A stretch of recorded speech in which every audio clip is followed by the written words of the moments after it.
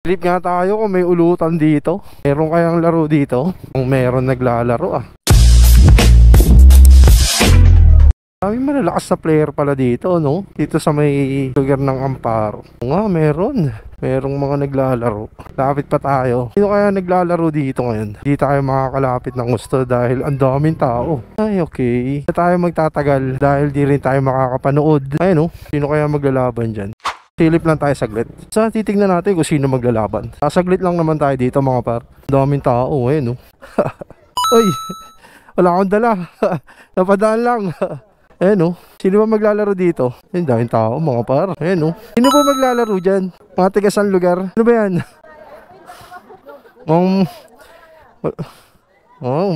Malaki pustahan nito. Ayan, shoutout sa mga taga-Anubing. Magandang gabi po sa inyo.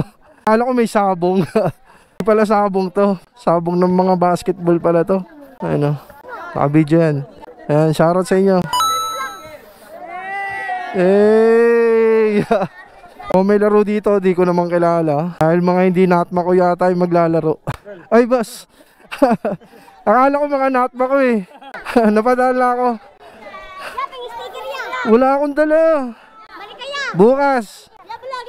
Ha? Yes. Wala akong dala rito. Bukas na lang. Bukas ha.